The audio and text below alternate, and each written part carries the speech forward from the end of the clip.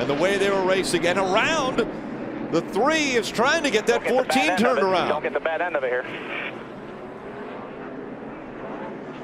I think he's trying to spin him out. He hadn't any luck yet, but it looks like he's not giving up.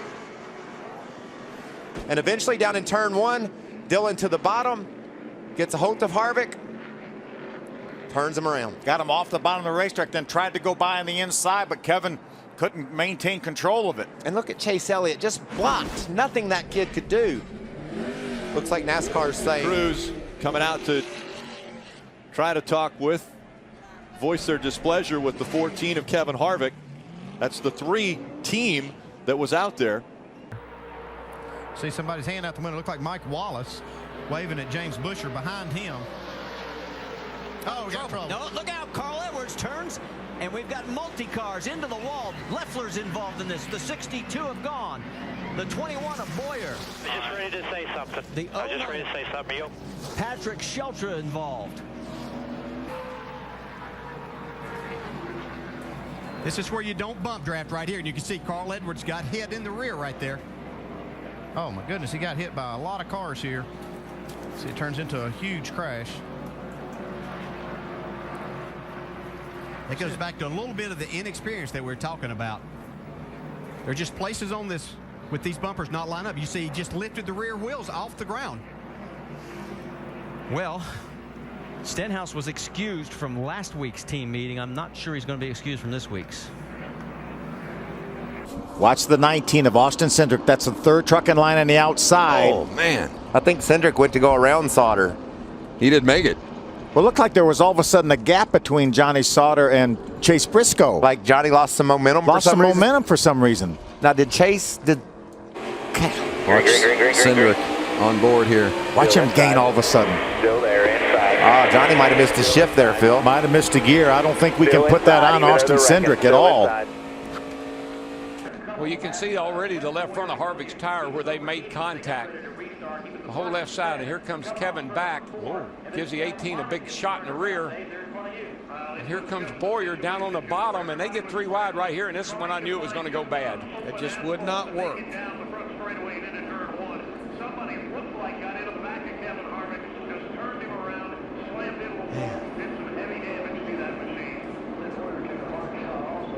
Kane drops the inside as they go 3 wide behind him, and Boyer takes a wild ride into the safer barrier. And Kyle Busch turned Harvick around after they had made contact half a lap before. Yeah, I think something not quite right about that. I'd have to look at that another time or 2.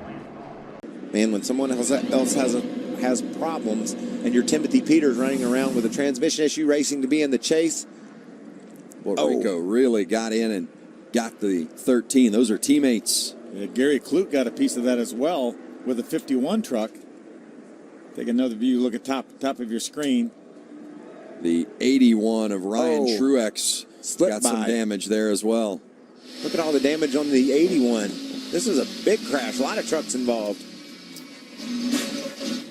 There's a damage that the 51 got from getting into the 98 of Rico Abreu. On board with Cameron Haley. That was his teammate Rico that got into him and turned him around. He tried to get it going really quick, and he's going to get hit pretty hard here by the 11 of Brett Moffitt. A little contact there between he and Casey Kane. There was some contact, but we heard Jimmy Johnson say something about having a tire go down. I don't know if he was saying that he cut a left rear when they made contact, or he was slow, and that's why they were underneath him. I don't know, but clearly contact. Jeff, the 5 was there, and Jimmy asked what happened to his spotter, Earl Barber, and Earl said, I was calling the 5 under you right there, and you can see the contact. Jimmy did feel like he had a tire go down or something. Well, there's only one driver, right, DJ? The spotter may not say anything, but ultimately the guy holding the steering wheel, he's the one responsible. It's all good, all good. They make contact right there, and when you go by, you see the left rear is down. That's right about where the tailpipes exit on the right side of Dale Earnhardt Jr.'s car. Yeah, you can see a little damage on the side of Junior's car where the tailpipes got in there, the jack stop. Right there, they touched.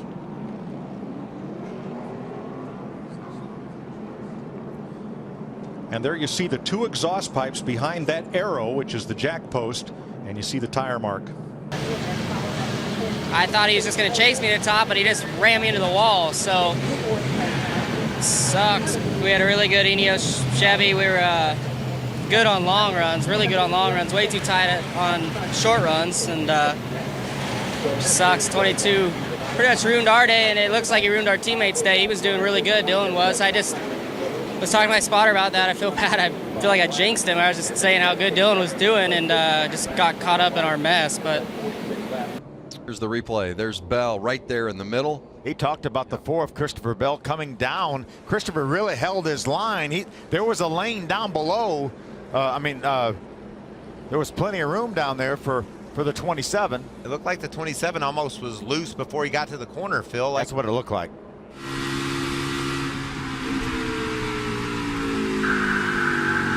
Stand bottom, stand, turn up top, inside. Inside, we got 1 stand out.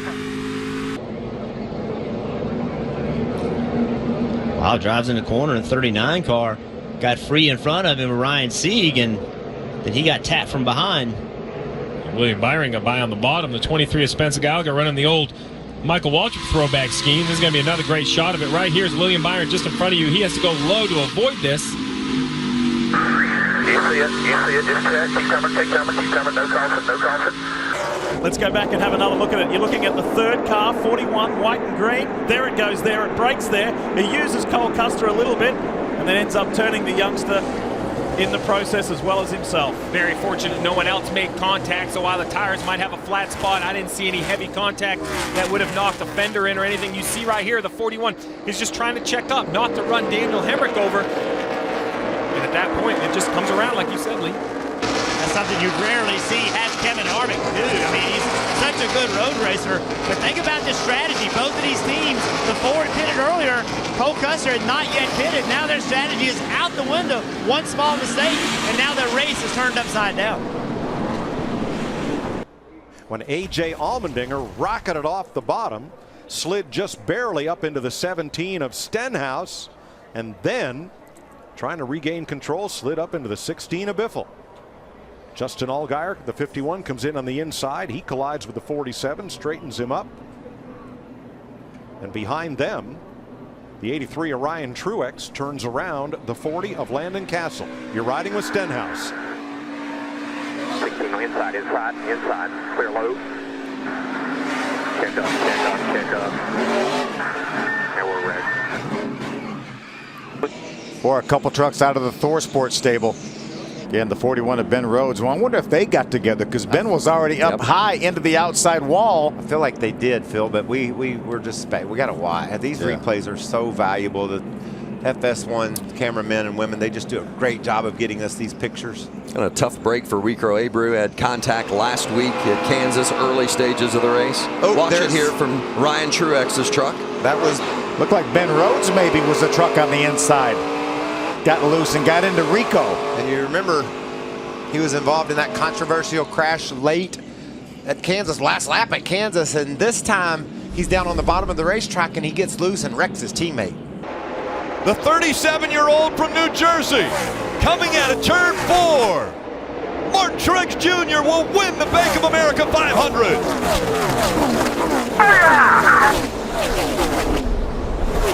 Big Rick over here on the front. Chris Buescher sliding through the grass in the infield. Take a look at the end here and the chaos that ensued. There's a couple of teammates there, AJ and Chris Buescher.